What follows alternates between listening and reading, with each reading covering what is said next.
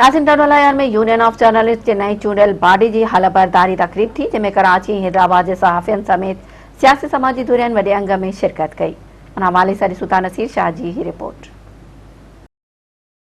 टंडोलायर में union of journalist दस्तूर जी अॼु हलबरदारी जो प्रोग्राम जेम खाने में रखियो वियो आहे, जंहिंमें सियासी समाजी धुरियुनि खां अलावा प्रेस क्लब कराची हैदराबाद जा दोस्त ऐं सियासी समाजी धुरियुनि वॾे अंग में हिते शिरकत कई आहे। अचो त उन्हनि खां था पुछूं त यूनियन ऑफ जर्नलिस्ट जे हवाले सां जेको हलबरदारी जो प्रोग्राम आहे उन हवाले सां उनजो छा चवणु आहे। जॾहिं एक्टिव थींदा त पंहिंजे मसाइल जी बि हल कराइण जी कोशिशि कंदा। मां मुबारकबाद थो ॾियां जेके हिन साल मुंतख़ब थिया आहिनि ऐं मां उमेद थो कयां त हू पंहिंजे दोस्तनि जी साफ़ियनि जी जेका बि मुश्किल उनखे हल कराइण जी कोशिशि कंदा। टंडोलायर में भी दस्तूर का इवेंट कायम हो गया है और मुझे उम्मीद है कि यहाँ पे साफ़ी से मुत्तहिद होंगे और जो साफ़ी के मसाइल हैं यहाँ पर उनको हल करने में मदद मिलेगी। दस्तूर के अहदेदारों को मुबारकबाद देता हूँ और यहाँ उन्होंने हमें खुश आमदीद कहा है। हम भी उनको इंशाअल्लाह वो कराची तशरीफ़ लाएँ तो उनको हम खुश आमदीद कहेंगे। आज टंडोलायर यूनियन ऑफ जर्नलिस्ट दस्तूर के नौमुंतखब अहदेदारान की आज हलबरदारी का दिन है।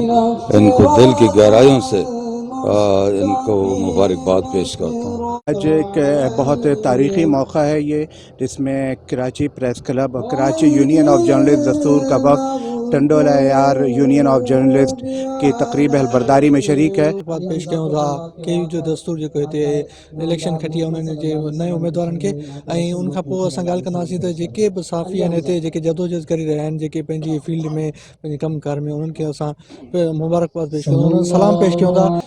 वॾी उमेदूं आहिनि असांजूं टंडोलायर यूनियन ऑफ जर्नलिस्ट दस्तूर जी मुंतखब बॉडी खां त उहो मुंतखब थी करे टंडोलायर जे मसइलनि खे, हितां जी आवाम सां जेके बि मसइला आहिनि, नंढा वॾा रोडनि जा मसइला आहिनि या जेके बि इशू आहिनि उनखे बहितरीन तरीक़े सां उजागर कंदा। बॉडी आहे उनखे सॼी बॉडी खे मुबारकबाद थो ॾियां ऐं उमेद इहा आहे जेकी नई बॉडी आई आहे उहो टंडोलायर जा जेके समाजी सियासी ऐं बुनियादी मसइला आहिनि उन्हनि ते जेको आहे आवाज़ जेको इक़्तिदारी अवाननि ताईं पुॼाईंदी ऐं मां मुबारकबाद थो ॾियां टंडोलायर यूनियन ऑफ दस्तूर खे जेकी चूंडियल बॉडी आहे।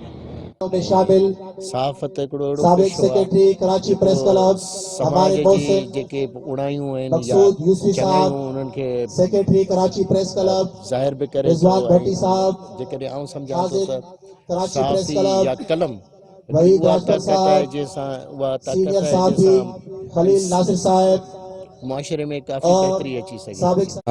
टंडोलायर में असां आयल महिमाननि खे वेलकम चऊं था ऐं उन्हनि जी जेके आहिनि यकीनन सहाफ़त जेको आहे सो सोसाइटी में हिकिड़ो सुठो किरदारु अदा करे थी। इन हवाले सां आयल सभिनी महिमाननि खे असां वेलकम बि चऊं था। कैमरामैन टीम सां गॾु नसीर मंचा, मेरान टीवी।